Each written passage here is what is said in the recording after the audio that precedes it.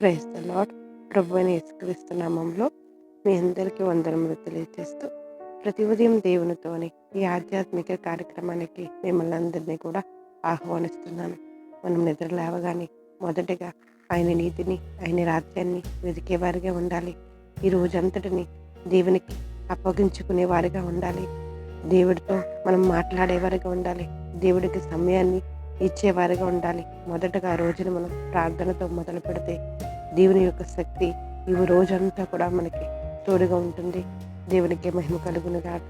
ఈ ఉదయం దేవుడు మనతో మాట్లాడుతున్న శక్తివంతమైన మాట ఎఫెసీయులకు రాసిన పత్రిక 3వ అధ్యాయము 20వ వచనము.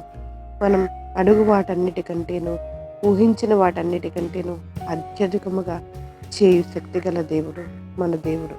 దేవుడికే మహిమ కలుగును గాక.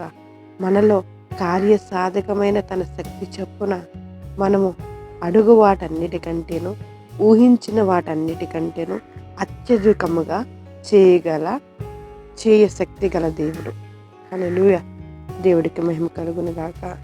మనం కార్యసాధకమైన శక్తి చొప్పున దేవుడికి మహిమ కలుగును గాక.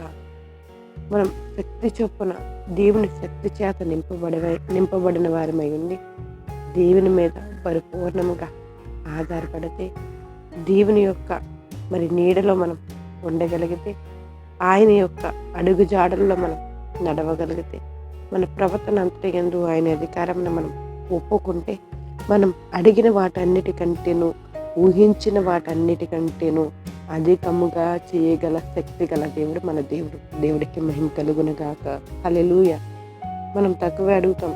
దేవుడు మనం అడిగిన వాటి అన్నిటికంటే, ఊహించిన దానికంటే అధికంగా దేవుడు మనకు దయచేస్తారు.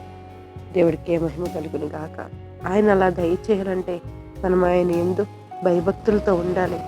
ఆయన యొక్క ప్రవర్తనలో మన ప్రవర్తన అంతటి యందు కూడా ఆయన అధికారాన్ని మనం ఒప్పుకునేవారిగా ఉండాలి. ఆయనకి ఇష్టమైన వారిగా ఆయన మాటలు వింటూ, ఆయన పోలికలు చొప్పున మనం జీవిస్తే, మనం అడిగిన వాటికంటేను, ఊహించిన వాటికంటేను అత్యధికంగా దేవుడు మనకు అనుగ్రహిస్తారు.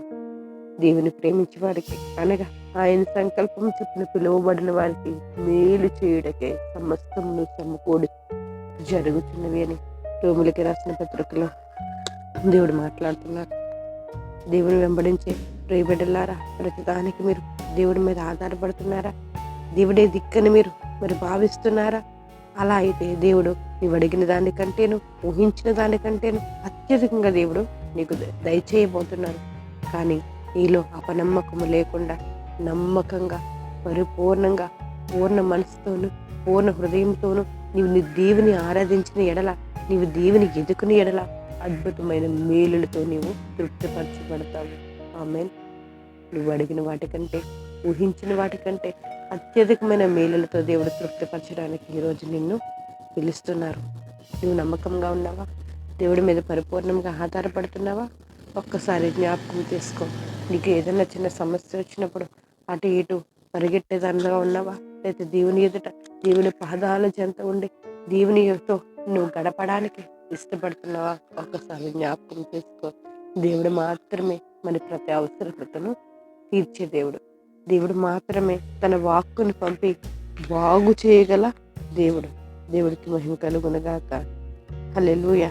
అందుకే కీర్తనాకారుడు అంటాడు, నా కోట, నా శైలమా, నా కేడమా అని దేవుణ్ణి ప్రతిమాలుకుంటూ ఉంటాడు. దేవుడికి మహిమ కలుగును గాక. నా కృపానిధి నీవే అని అంటూ ఉంటాడు. కాబట్టి మనం దేవుని మీద ఆధారపడాలి. మన కృపానిధి దేవుడే అని మనం గ్రహించేవారిగా ఉండాలి. ఆయన నమ్మదగిన దేవుడు. వాగ్దానం ఇస్తే నెరవేర్చగలిగిన దేవుడు. దేవుడికి మహిమ కలుగును గాక. ఆయన కనికరము కలిగిన దేవుడు, కరుణ సంపన్నుడైన దేవుడు, స్వస్థపరిచే దేవుడు. కాబట్టి మనం దేవుని మీద ఆధారపడి దయాళుడైన దేవుడు, దేవుడి మీద పరిపూర్ణంగా మనం ఆధారపడితే మనకు కావలసిన ప్రతి అవసరతను ఆయన నామంలో మనకి తీరుస్తారు. దేవుడికి మహిమ కలుగును గాక. కాబట్టి ఆయన మీద పరిపూర్ణంగా ఆధారపడదాం. ఆయన మనం అడిగిన వాటికంటే, ఊహించిన వాటికంటే అత్యధికంగా ఆయన మనకు దయచేయగలిగిన దేవుడు. నువ్వు నమ్మి ఈ రోజు నుంచి సంపూర్ణంగా ఆయన అడిగేవారుగా ఉండు. అద్భుతమైన కార్యంలో నీ పట్ల దేవుడు జరిగిస్తారు. నువ్వు ఏది అడిగినా, నీ ఏ సమస్యను దేవుని ముందు పెట్టినా అత్యధికంగా ఆయన నిన్ను ప్రేమించి నీకు కావలసిన ప్రతి దానిని కూడా ఆయన అనుగ్రహిస్తారు. హల్లెలూయా. ప్రార్థన చేస్తున్నాం. జీవం కలిగిన దేవా, ఈ కొందనాలు స్తోత్రాలు చెల్లించుకుంటున్నాం.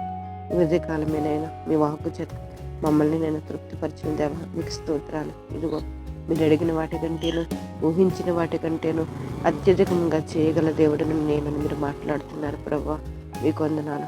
ఇదైన వాక్యం బట్టి మీకు స్తోత్రాలు చెల్లించుకుంటున్నాం తండ్రి. ప్రభువా మీకు వందనాలు.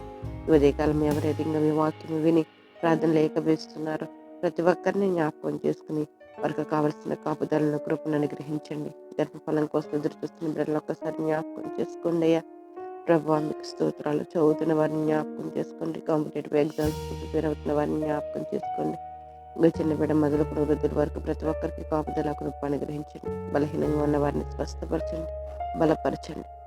వివాహాలు కాని బిడ్డలను జ్ఞాపకం చేసుకోండి. ఇంకా వివాహాలు అయ్యి కూడా సమాధానం లేకుండానైనా ఉన్న ప్రతి ఒక్కరిని జ్ఞాపకం చేసుకుని సమాధానాన్ని అనుగ్రహించండి. ప్రతి ఒక్కరి పట్ల అద్భుతమైన కార్యములను మీరు జరిగిస్తారని ప్రతి బిడ్డని కూడా మీ పాదాలకు అప్పచెప్తూ సమస్త మహిమ ప్రభావం మీరు పొందుకుంటారని ప్రభుని యేసు నామములో అడిగి వేడుకుంటున్నాం మా పరమ తండ్రి. ఆమేన్.